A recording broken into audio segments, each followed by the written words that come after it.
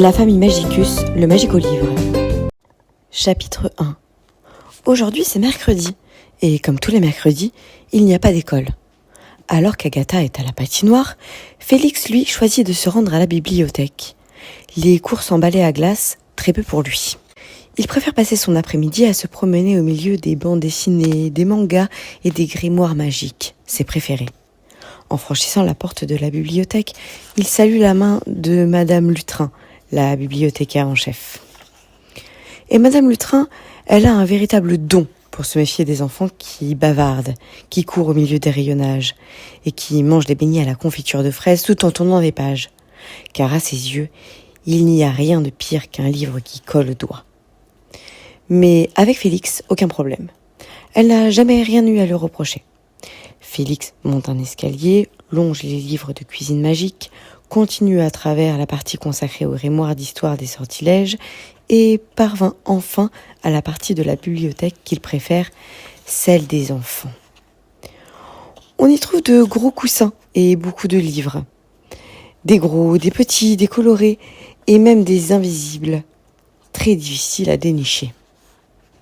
Chapitre 2. Comme à son habitude, Félix s'installe avec sa revue préférée, Le Petit Magicien. Pendant qu'il pose son sac à dos au sol, voilà que ce dernier se met à bondir. Après quelques cabrioles, Carabistouille sort enfin la tête du sac. Qu'est-ce qu'il fait chaud, là-dedans? Bon, où sont les patins à glace? Carabistouille, qu'est-ce que tu fais là? Tu n'es pas avec Agatha? Bah si, d'ailleurs où est-elle? Finalement, tu es venu à la patinoire avec nous? Mais qu'est-ce qu'ils ont comme livre maintenant, à la patinoire? On se croirait presque dans une bibliothèque. Carabistouille, nous sommes à la bibliothèque. Oups, c'est que j'ai dû me tromper de sac, alors. Chut, tu sais qu'à la bibliothèque, il ne faut surtout pas faire de bruit. Bien sûr, tu me prends pour qui? Moins fort, je te dis. Oui, ça va. Je suis une spécialiste des bibliothèques, moi, tu sais. J'y suis aussi à l'aise qu'une grenouille sur son nénuphar, tiens. Madame Lutrin passe la tête entre les deux rayonnages. Félix, c'est toi qui fais tout ce bruit? Pas du tout, Madame Lutrin, répond précipitamment Félix tout en saisissant Carabistouille pour la cacher derrière son dos. Une fois la bibliothécaire partie, Félix peut enfin relâcher sa grenouille. Mais qu'est-ce qui te prend de me serrer comme ça dans tes gros doigts? Depuis quand les grenouilles ne sont pas les bienvenues dans une bibliothèque? Peut-être depuis qu'il y a ce genre d'affiche. Quand Félix, en pointant du doigt un écriteau sur lequel est écrit « Les beignets à la confiture de fraises et les grenouilles à grande bouche sont interdits ». Mais c'est pas juste ça, pourquoi c'est interdit d'abord? Parce que vous ne savez pas parler sans hurler peut-être? Allez s'il te plaît, choisis un livre, assieds-toi sur un coussin et surtout, ne fais plus de bruit. Soulagé de voir Carabistouille s'exécuter, Félix attrape l'encyclopédie des sortilèges, son grimoire préféré. Voyons, comment enchanter un objet pour qu'il se mette à chanter quand on l'a perdu? Chapitre 3. Carabistouille, qui lit les aventures de Clonc Glonc Gobelin, ne peut s'empêcher de rire. Au début, elle laisse seulement échapper un petit gloussement, puis un ricanement, qui se transforme bien vite en une gigantesque poilade.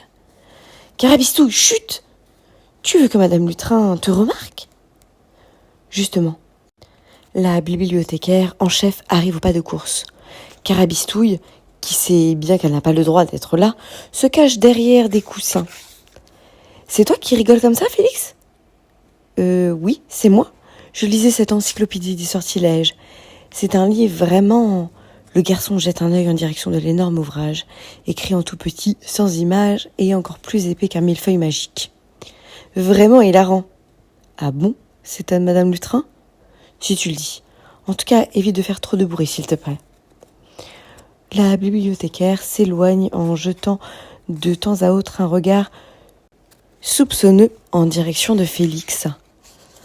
Quand elle est hors de vue, ce dernier prévient Carabistouille qu'elle peut sortir de sa cachette. Oh, ce gobelin me fait mourir de rire, il est tellement bête. D'accord, mais il faut vraiment que tu arrêtes de faire du bruit comme ça, tu m'avais promis. Oui, oui, mais la grenouille à grande bouche semble bien décidée à parler et parler encore. Elle commence même à évoquer tous les livres qu'elle a lus depuis qu'elle était petite. Félix est tellement à bout de nerfs qu'il est prêt à quitter la bibliothèque. Lorsque son regard tombe sur la page ouverte de l'encyclopédie, qu'il tient toujours sur ses genoux, sortilège pour rendre muets les gens bavards. C'est exactement ce qu'il me faut. Fermos tabuatum a camembertium.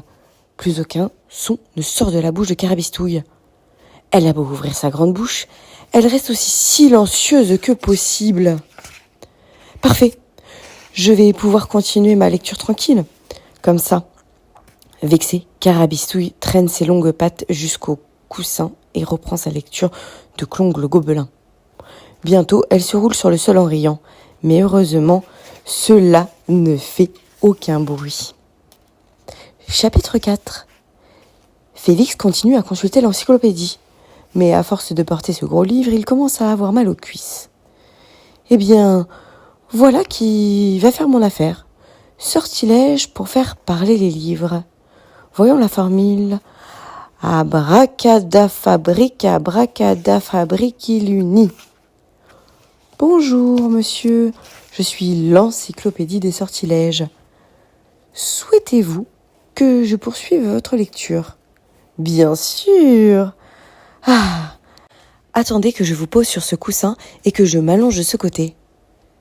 Bien, monsieur. Êtes-vous prêt? Pouvons-nous commencer? Oui, c'est parfait. Mais surtout, ne parlez pas trop fort. Je ne voudrais pas que la bibliothécaire vous entende. Bien sûr, monsieur. Encyclopédie des sortilèges, chapitre 12, les sortilèges musicaux et sonores. Félix ferme les yeux. Quel bonheur de se faire lire un livre un peu plus loin. Carabistouille continue de se bidonner en silence. Sortilège du tambour. Grâce à ce sort, vous pourrez faire apparaître un tambour qui brattera la mesure en rythme. Pour le déclencher, il suffit de lire la formule suivante. Ta ta ta fla ta ra ta wan san. Le temps que Félix comprenne que lire la formule à haute voix déclencherait le sortilège, il est déjà trop tard. Un tambour apparaît alors. Sortilège de la pile d'assiettes qui se casse. Formule magique. Vesulus rapidus stop stop. Mais le livre n'entend rien et poursuit donc sa lecture. Sortilège du moustique faisant de la moto. Formule magique, bzzz, vroom vroom. Tout en se bouchant les oreilles, Carabistouille bondit vers Félix pour lui parler. Mais bien sûr, aucun son ne sort de sa bouche. Qu'est-ce que tu dis, Carabistouille? La grenouille gigote, mais impossible pour Félix de comprendre ce qu'elle raconte. Sortilège d'orchestre. Ce sortilège fait apparaître un orchestre de 120 musiciens, dont 12 trompettes et 10 corps de chasse. Formule magique, pompon pompon. Des musiciens apparaissent aussitôt, rondement menés par un violoniste et un joueur de triangle. Pendant que les autres sortilèges continuent leur tintamarre, Carabistouille saute sur l'épaule de Félix et crie de toutes ses forces dans son oreille. Mais Félix n'entend toujours rien. Et si la salle est désormais remplie de musiciens, l'encyclopédie, elle, continue de déclencher les sortilèges. Chapitre 5.